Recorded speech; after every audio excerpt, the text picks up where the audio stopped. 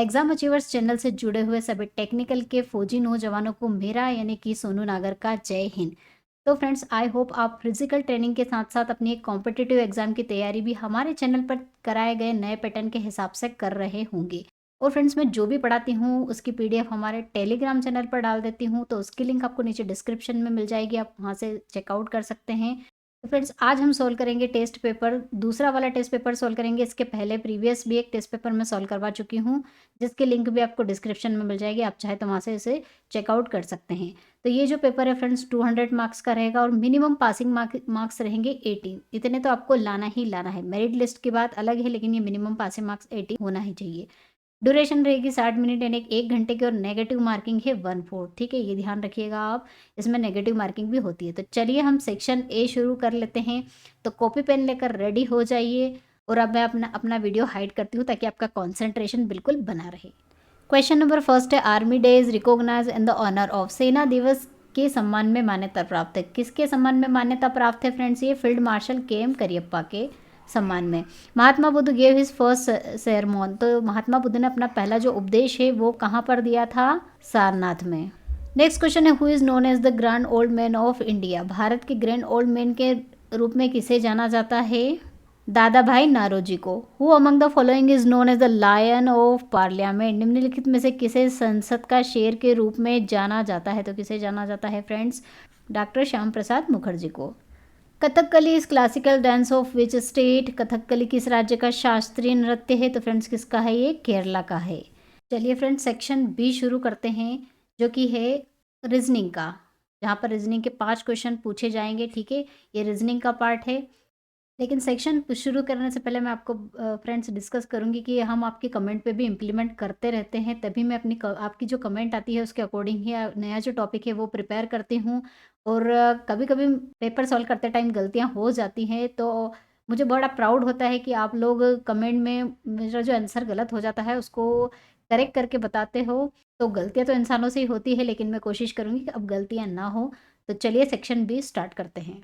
From the given option fill in the blank the space in the series. दिए गए विकल्पों में से श्रृंखला में रिक्त स्थान भरे। तो ये श्रृंखला दे के रखिए, इसमें आपको ये फिल इन द ब्लैंक है, यहाँ पर फिल करना है। तो फ्रेंड्स, अगर हम इस सीरीज को ध्यान से देखें तो ये सब इनके सभी के साथ नंबर नहीं है। यहाँ पर एफ के साथ है, यहाँ पर ई के साथ है, तो यहाँ पर किसके साथ आना चाहिए? डी के साथ। और क्या आ रहा है? सभी के साथ 2 आ रहा है। ठीक है, अगेन ये रिपीट हो गया यहाँ से फिर से लास्ट से, तो इसलिए 3 2 2 पे ये हो गया, इसलिए D2 E2 और F2 इसका राइट आंसर होगा। तो राइट आंसर क्या होगा? Option A. In a certain code language clock is written as, ऐसे लिखा गया है। और how will step will be written. तो स्टेप को किस तरह लिखा जाएगा? तो फ्रेंड्स, ये जो क्लॉक है इसको जो यहाँ पर है रिवर्स कर दिया गया, मतलब उल्टा लिख दिया गया, उल्टे से शुरू कर दिया गया। तो स्टेप को भी हम उल्टे से शुरू कर सकते हैं। तो क्या होगा? SPET और S। तो इसका राइट आंसर क्या होगा? SPETS कहाँ पर है? ऑप्शन कौन से में है? Option D. राजू उत्तर दिशा में P बिंदु की ओर 10 किलोमीटर जाता है। तो ये P बिंदु की ओर कहाँ गया? ये 10 किलोमीटर गया। उसके बाद वह अपने दाएं मुड़ गया, मतलब इधर मुड़ गया और 3 किलोमीटर चला। और उसके बाद फिर वह अपने दाएं फिर से नीचे मुड़ गया और 6 किलोमीटर चला।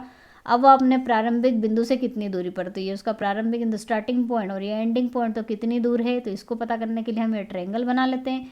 ये 3 है, ये 6 है, तो ये भी 6 हो जाएगा। और ये कितना होगा? 4। और इसमें लगा देंगे पाइथागोरस थ्योरम। तो ये जो वैल्यू है ये आ जाएगी। मान लिया x है तो x का स्क्वायर, कर्ण का स्क्वायर, ये लंब का स्क्वायर 4 का स्क्वायर प्लस आधार का स्क्वायर। तो कितना होगा? 4 चौक 16, 3 तिया 9 और 25। और x की वैल्यू यहाँ पर कितनी मिलेगी फ्रेंड्स? 5 मिल जाएगी। तो उसका राइट आंसर क्या होगा? Option B, 5 kilometre. चलिए नेक्स्ट क्वेश्चन है, from the given option fill in the blank space. दिए गए विकल्पों में रिक्त स्थान की श्रृंखला भरे। तो ए है, ए के बाद बी छूटा है और सी आया, मतलब यहाँ पर एक छूट गया। उसके बाद डी और ई 2 छूटे हैं, फिर एफ आया। उसके बाद एफ के बाद फिर एक छूटा है, जी और एच आ गया। एच के बाद फिर हमें 2 छोड़ना है, आई और जे। तो क्या आएगा यहाँ पर? के। तो इसका राइट आंसर क्या होगा? Option D. चलिए नेक्स्ट क्वेश्चन है, श्रृंखला में एक पद गलत है, गलत पद को आपको बताना है। तो गलत पद को आपको बताना है। तो ये कितना होता है? 5 दूना 10, 5 2 जा कितना मिला? 10, 10 चौक 40, फिर 80, 40 में 2 का गुणा करेंगे तो 80 मिलेगा। फिर 80 में अगर मैं 40 का गुणा कर दूं तो कितना होगा? 8 चौक 32, 320। 320 में फिर किसका गुणा करना है, हमें 2 का गुणा करना है, क्योंकि एक बार 2 का एक बार 4 का हो रहा है। तो कितना हो रहा है, 2 दूना 4, 2 तिया 6, 640 आना चाहिए, लेकिन यहाँ पर कितना आ रहा है 550। तो गलत नंबर कौन सा हुआ, 550। तो इसका राइट आंसर होगा ऑप्शन बी। चलिए सेक्शन सी शुरू करते हैं, जो कि किसका है, फिजिक्स का है। ठीक है, ये भी बहुत इंपॉर्टेंट है, इसके 15 क्वेश्चंस एग्जाम में पूछे जाते हैं। आप सब अभी तक अगर वीडियो देख रहे हो तो एक लाइक ज़रूर कर दीजिए, क्योंकि जितनी मेहनत आप एग्ज़ाम की तैयारी में कर रहे हैं, उतनी मेहनत मैं भी कर रही हूँ आप लोगों के लिए, कंटेंट लाने के लिए, उसको तैयार करने के लिए मुझे भी बहुत मेहनत लगती है। तो एक लाइक तो ज़रूर बनता है, तो एक लाइक ज़रूर कीजिएगा। तो चलिए सेक्शन सी हम शुरू करते हैं। क्वेश्चन नंबर 11 है सेक्शन सी का, the pattern of colour obtain by the light when it falls on a prism is known as. Prism कर गिरने पर प्रकाश द्वारा प्रकाश को का जो पैटर्न बनता है उसे क्या कहते हैं। तो प्रिज्म पर प्रकाश की लाइट जाती है और इस तरह से सब 7 रंगों में बिखर जाती है, तो इसे क्या कहा जाता है। ये क्या होता है, प्रकाश का कौन सा पैटर्न होता है, इस पैटर्न को क्या कहा जाता है, स्पेक्ट्रम यानी कि वर्णक्रम। Decibel is a unit of किसकी इकाई है, ये तो बहुत कॉमन क्वेश्चन है, आप सभी मुझसे पहले इसका आंसर दे दीजिए। क्या है, ध्वनि की, यानी कि साउंड एनर्जी भी बोल सकते हैं आप इसको। What is the speed of sound in dry air, इसका आंसर भी आप सभी को पता होना चाहिए। इसका आंसर दीजिए जल्दी से, क्या होना चाहिए। शुष्क हवा में ध्वनि की गति कितनी होती है, 332 मीटर पर सेकेंड। सेंटीमीटर पर सेकंड पर जल्दी जल्दी में क्लिक मत कर दीजिएगा, मीटर पर सेकंड पर क्लिक करना है, ठीक है, 332 देख के। नेक्स्ट क्वेश्चन है, a bomb of mass 16 kg at the rest explode into two pieces of masses 4 kg and 12 kg. Velocity of 12 kg mass is 4 metre per second. Find the kinetic energy of the other mass. तो क्या दिया गया question में, एक 16 kilogram का जो बम है उसको गिराया जाता है और वो किस में टूट जाता है, 2 टुकड़ों में, 4 किलोग्राम और 12 किलोग्राम के 2 टुकड़ों में फट जाता है। तो 12 किलोग्राम द्रव्यमान का जो वेग है वो तो आपको दे के रखा है 4 मीटर पर सेकेंड, लेकिन जो दूसरा वाला है इसकी आपको वेलोसिटी कितनी दे के रखी है, 4 किलोमीटर पर सेकेंड। और दूसरा वाला की आपसे गतिज ऊर्जा यानी कि काइनेटिक एनर्जी पूछी है कितनी होगी। तो कैसे करेंगे इस क्वेश्चन को, तो फ्रेंड्स यहाँ पर लगेगा संवेग संरक्षण का नियम, मोमेंटम कंजर्वेशन का रूल लगेगा। और वो क्या होता है, बॉम्ब फटने से पहले जो मोमेंटम है, मान लिया वो क्या है, m/v। संवेग का फॉर्मूला आपको पता होगा, द्रव्यमान गुणित वेग, वो होता है, ठीक है। तो ये m/v दिया है, बॉम्ब फटने से पहले हमने मान लिया। बॉम्ब फटने के बाद ये 2 टुकड़ों में टूट गया, तो पहले का होगा m1v1 और दूसरे का क्या होगा, m2v2। और यहाँ पे प्लस नहीं लगेगा, यहाँ पे हम माइनस लगाएंगे, क्योंकि दोनों क्या हैं, एक दिशा में तो जाएंगे नहीं, अपोजिट डायरेक्शन में जाएंगे, दोनों फटेंगे तो एक दूसरे से टकरा के, एक मान लिया इधर गया और एक इधर गया, तो इन दोनों के जो मोमेंटम है वो क्या होंगे, अपोजिट होंगे, ठीक है। अब जो द्रव्य संवेग है बॉम्ब फटने से पहले वो क्या होगा, क्योंकि बॉम्ब क्या है, स्थित है, बॉम्ब गतिमान अवस्था में नहीं है, तो उसका जो मोमेंटम है वो कितना हो जाएगा, 0। तो ये कितना हो जाएगा, 0। तो यहाँ से क्या मिलेगा, m1v1 is equal to m2v2 मिल जाएगा। अब हमें पता है m1v1, m1 हमने मान लिया कितना है, 4 है, और इसकी हमें जो वेलोसिटी v1 पता नहीं है, और m2 कितना है, 12, और इसकी वेलोसिटी कितनी दे के रखी है, 4। तो यहाँ से आप वैल्यू निकाल लीजिए v1 की, वो कितनी निकलेगी, ये 4 से 4 कैंसिल हो जाएगा, तो यहाँ पर मिलेगा v1 इज इक्वल टू 12। ये तो मिल गई पहले वाले की वेलोसिटी, लेकिन इन्होंने वेलोसिटी वेग नहीं पूछा है, इन्होंने पूछी है इसकी गतिज ऊर्जा, जो दूसरा वाला है। तो उस गतिज ऊर्जा का फॉर्मूला क्या होता है, 1/2 mv²। अब 1/2 द्रव्यमान कितना है इसका, 4 है, और v² यानी कि 12 गुणित 12, ये हो जाएगा 2 दूना 4, और ये हो जाएगा 12 12 144, और 144 गुणित 2 करेंगे तो 4 दूना 8, 4 दूना 8 और 2 एकम 2, 288 जूल, जूल में आएगी, क्योंकि ये क्या है, ऊर्जा है, ठीक है, इसलिए इसका आंसर क्या आएगा, जूल में। और राइट आंसर क्या होगा, ऑप्शन बी। चलिए नेक्स्ट क्वेश्चन है, theory of relativity was given by home. सापेक्षता का जो सिद्धांत है किसके द्वारा दिया गया था, तो फ्रेंड्स किसके द्वारा दिया गया था, ये आइंस्टीन के द्वारा, याद रखना है आपको। A stationary electric charge is surrounded by, एक स्थिर विद्युत आवेश किससे घिरा हुआ है। तो एक स्थिर विद्युत आवेश किससे घिरा हुआ रहता है फ्रेंड्स, तो एक आवेश जो रहता है उस पर इलेक्ट्रिक और मैग्नेटिक दोनों फील्ड होती है, ठीक है। तो इसका राइट आंसर क्या होगा, both electric and magnetic field, विद्युत और चुंबकीय क्षेत्र दोनों से ये घिरा हुआ होता है। When some detergent is added to water, the surface tension will be, जब पानी में कुछ डिटर्जेंट यानी कि कपड़े धोने का जो पाउडर है कहते हैं जिसे डिटर्जेंट, उसे जोड़ा जाता है तो सतह का तनाव में क्या परिवर्तन आएगा। तो फिर सरफेस टेंशन है, इसका आपको ध्यान रखना है। डिटर्जेंट क्या है, एक तरह की अशुद्धि होती है और ये थोड़ी पूरी तरह से घुलनशील अशुद्धि नहीं है, इसकी कुछ मात्रा घुलती है कुछ नहीं घुलती है। तो अगर अशुद्धि पूरी तरह से घुलनशील होती है तो उसका जो टेंशन होता है वो आपको ध्यान रखना है, वो क्या होता है, हमेशा बढ़ता है। लेकिन अगर अशुद्धियाँ पूरी तरह से घुलनशील नहीं है, संयमी रूप से घुलनशील है, तो उसका सरफेस टेंशन क्या होता है, टेंशन कम होता है।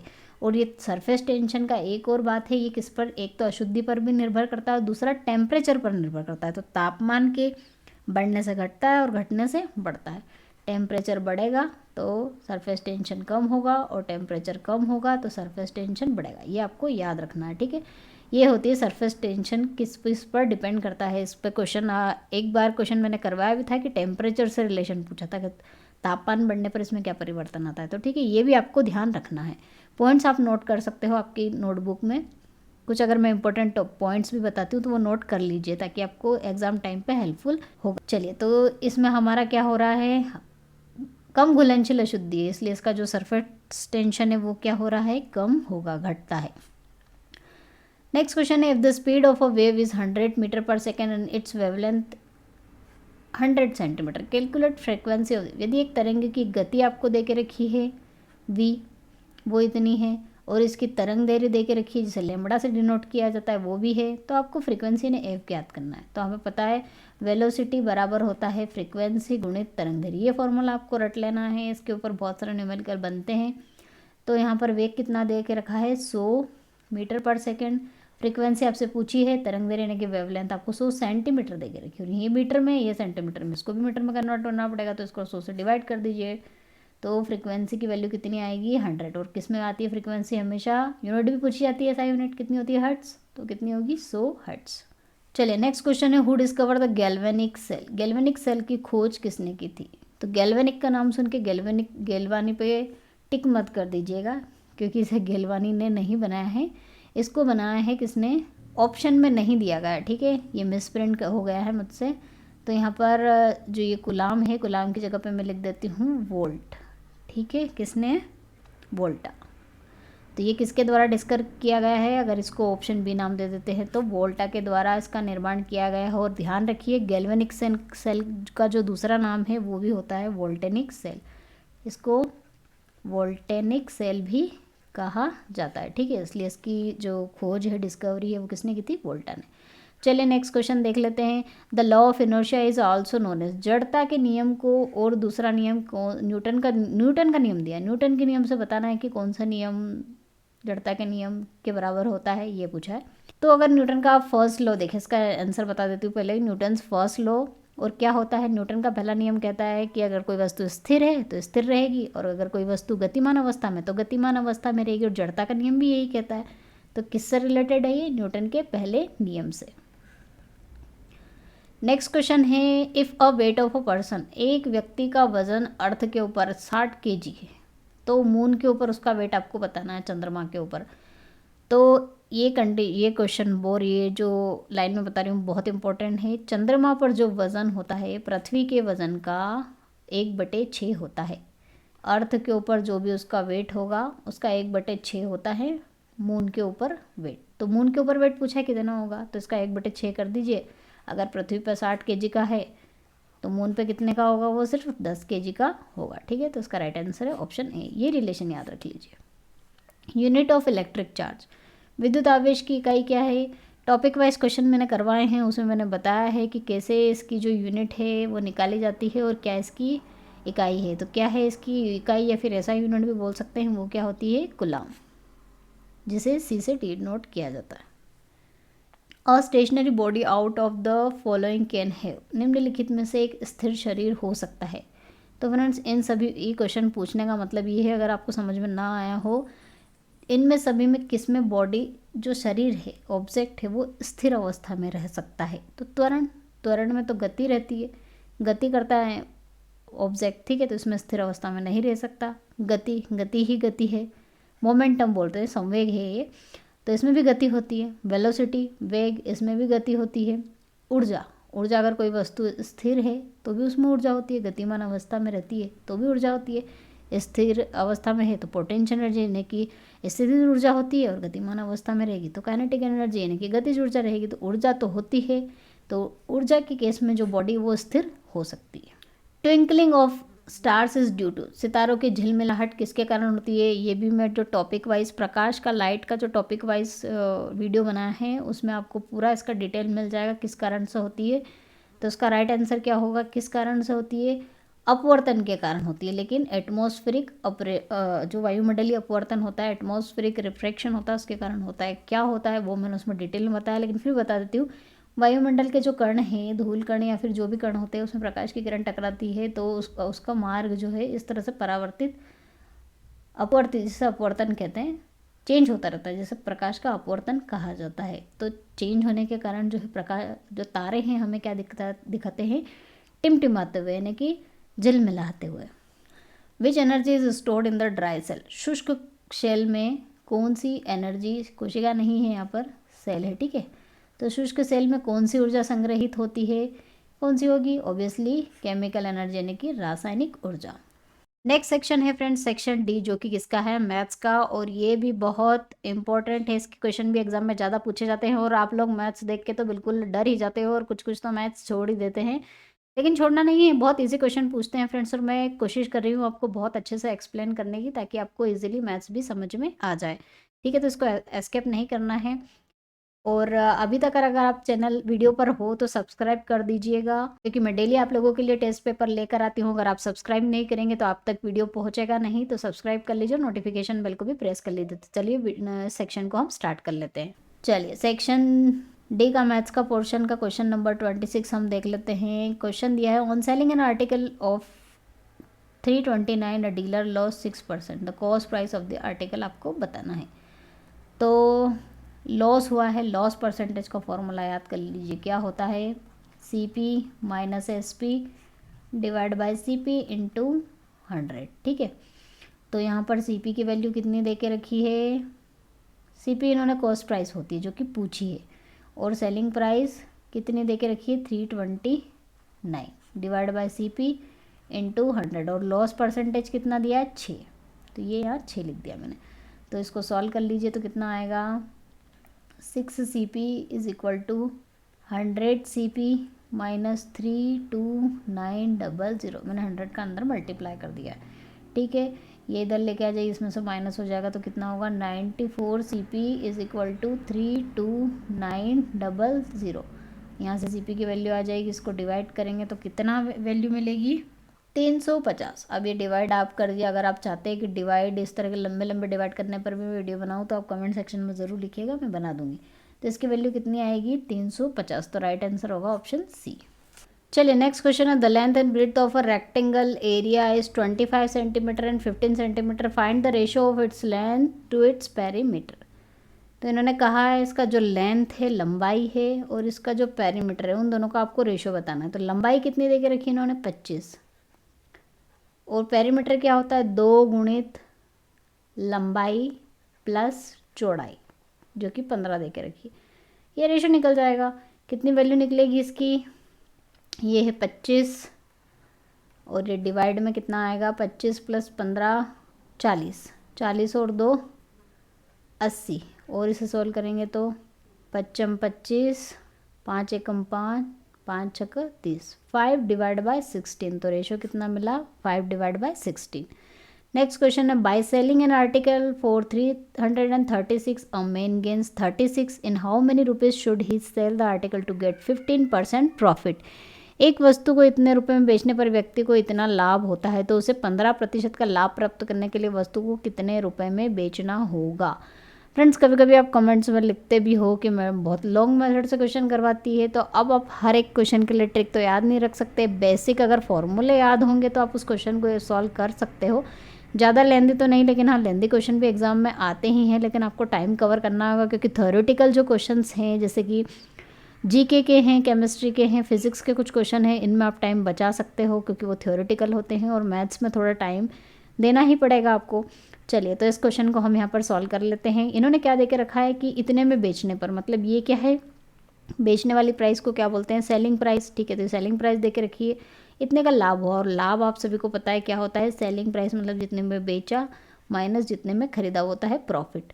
तो ये प्रॉफिट इन्होंने दिया है 36 और यहाँ पर सेलिंग प्राइस देके रखी है 336 और यहाँ पर पूछा है सीपी, यहाँ से हमको मिल जाएगा तो कितना मिलेगा, इसको इधर ला के जोड़ देंगे तो ये इधर आके माइनस हो जाएगा, इसमें से जुड़ेगा नहीं, माइनस हो जाएगा तो सीपी की वैल्यू कितनी आ जाएगी 300 रुपये आ जाएगी। ये तो हमारे पास सीपी यानी कि कॉस्ट प्राइस आ गई, इतने में उसने उस आर्टिकल को ख़रीदा था। अब इन्होंने कहा है कि उसे 15% लाभ कमाना है, तो उसके लिए वस्तु को कितने में बेचेगा, तो 15% लाभ यानी कि लाभ प्रतिशत है। और लाभ प्रतिशत क्या होता है, SP minus CP divide by CP into 100। Value put up कर दीजिए यहाँ पर, 15% का उसको लाभ कमाना है, कितने में बेचना है ये उन्होंने पूछा है, और कॉस्ट प्राइस जितने में खरीदा, एक बार खरीद ली उसके बाद उसकी प्राइस थोड़ी ना चेंज होती है, तो 300 ही रहेगी। 300 इंटू 100, ये 0 से 0 कैंसिल, ये हो जाएगा 15 तक 45 SP माइनस 300 और यहाँ से SP की वैल्यू आपको मिल जाएगी कितनी, ये एक प्लस हो जाएगा 345। तो कितने में उसको बेचना पड़ेगा इतना लाभ कमाने के लिए, 345 रुपये में। नेक्स्ट क्वेश्चन है, the time in which sum of 4000 will a simple interest of 1200 at 12% per annum. वह समय जिसमें 4000 रुपये की राशि 12% प्रतिवर्ष की दर से 1200 रुपये का साधारण ब्याज प्राप्त करेगी, क्या होगी।